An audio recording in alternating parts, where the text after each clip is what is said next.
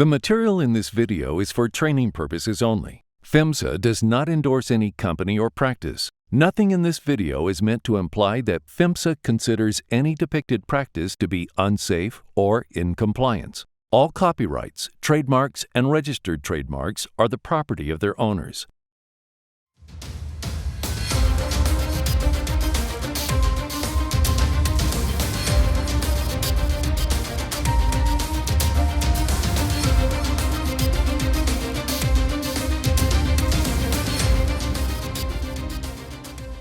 All the information you need on how and when to use the ERG can be found in the opening white pages, including how to use this guidebook instructions in a flowchart format. The ERG is designed as a guide to aid first responders in quickly identifying the specific or generic hazards of the materials involved in the incident. As well as protecting themselves and the general public, it should only be used for the initial response phase, the period following arrival during which the presence and/or identification of dangerous goods is suspected. Protective actions and the establishment of a perimeter are initiated, and the assistance of qualified personnel is requested. The responder should have already identified the material by its ID number and name. If you cannot find the ID number, use the Name of Material Index in the blue pages to find that number. Confirmed that the material is highlighted in green in the yellow or blue bordered pages. If not, Table 1 does not apply. Find the 3-digit guide for the material in order to consult emergency actions it recommends along with this table and noted wind direction. Once you have identified the potential hazards and established the initial guidance from the ERG, you may initiate protective actions. Based on the ERG, you may need to perform defensive actions before qualified personnel arrive, such as stopping traffic, establishing a perimeter and command post, and calling for additional resources. In the crucial moments when the identification of the material is completely unknown, you could be the only responder on the scene for an extended period of time.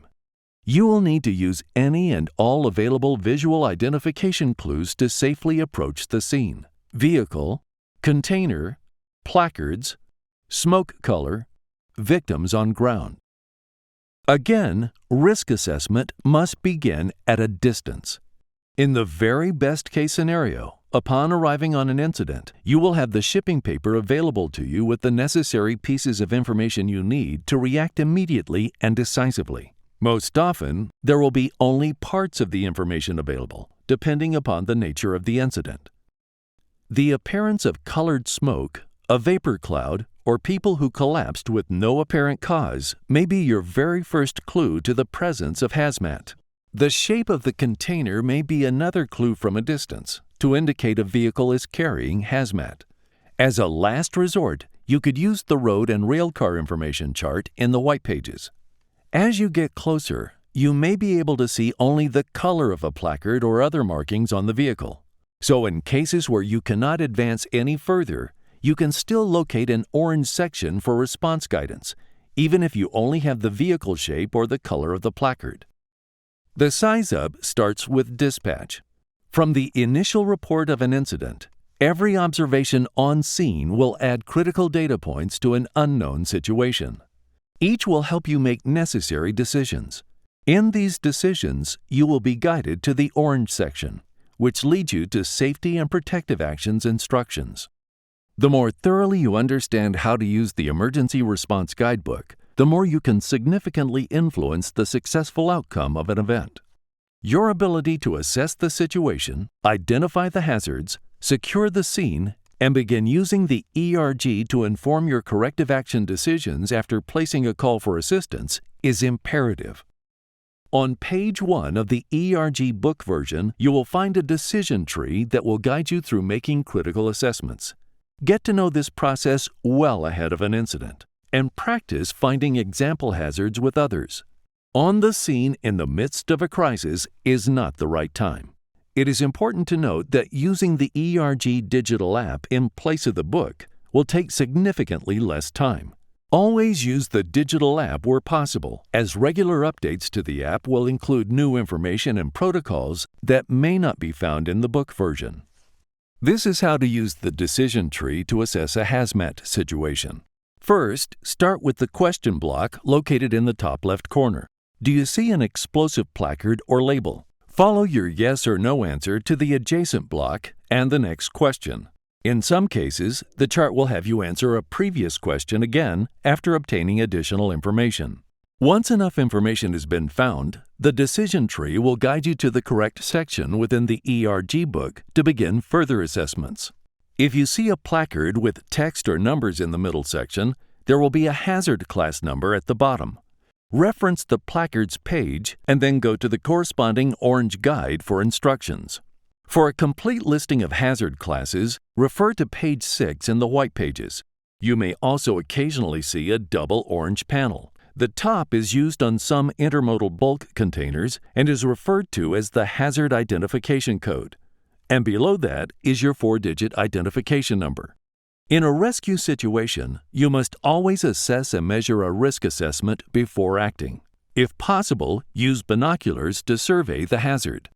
The ERG will be your tool to assess those risks before rushing into a scene. The ERG is a guidance resource to approach and secure the incident safely, identify the level of hazard, and obtain help by calling in the incident according to your agency's protocols. In the absence of any information, placards, shipping papers, or container markings, you can always go to Guide Page 111, Mixed Load, Unidentified Cargo, the very first guide in the orange pages. And only as a last resort, use the road and railcar information. When provided with the shipping documents from a transporter, find the product name and proceed to the blue pages in order to get to the orange guide. Remember, any knowledge the transporter may have could prove to be extremely helpful and save time. Throughout the blue and yellow pages, you'll notice many highlighted entries. These highlighted materials indicate that the material is a toxic inhalation hazard or TIH. It's important to note that in the U.S., poison inhalation hazards or PIH are also sometimes known as TIH. Once you realize you're dealing with a TIH material, the green-bordered pages will provide you with an annex to Table 1, Initial Isolation and Protective Action Distances, Water-Reactive Materials, which produce toxic gases. Table 2 lists materials that produce TIH gases when spilled in water. The ramifications of quantity will greatly affect the isolation and evacuation distance guidance. Be aware that vapors may be channeled in valleys or buildings. Table 3. Initial Isolation and Protective Action Distances for large spills for different quantities of 6 common TIH, PIH in the U.S., gases. When identifying the appropriate isolation zone for the nature of the TIH material you've encountered, pay close attention to notations regarding variables that influence the situation, whether it is day or night, the differences between a large and a small spill, wind direction, and estimating wind speed from environmental clues. Note also that all distances are given in meters, feet, kilometers, and miles. You should also be aware that in every orange guide, under the Public Safety heading, you'll find isolation and evacuation distances that correspond to that specific material. Know that the presence of fire in an incident involving a TIH-PIH material will possibly make toxicity factors a lower priority than fire or explosion potential. The white pages include revised information about gas pipelines and liquid pipelines, how to identify and/or respond to incidents involving them. Pipelines are mostly buried, but there are above-ground structures and signs indicating the presence of underground pipelines. Liquid pipelines carry crude oil, diesel fuel, jet fuel, and other highly volatile liquids. Gas pipelines carry natural gas. Pipeline releases can range from relatively minor leaks to catastrophic ruptures. It is important to remember that gases and liquids behave differently once they're released from a pipeline. Generally, the following could be indications of a pipeline leak or rupture: hissing, roaring, or explosive sound, flames appearing from the ground or water, perhaps very large flames, vapor cloud, fog or mist, dirt, debris, or water blowing out of the ground, liquids bubbling up from the ground or bubbling in water, distinctive, unusually strong odor of rotten eggs, skunk, or petroleum, discolored or dead vegetation, discolored snow above a pipeline right-of-way, or oil slick or sheen on flowing or standing water. These pages are your guide to responding correctly and safely.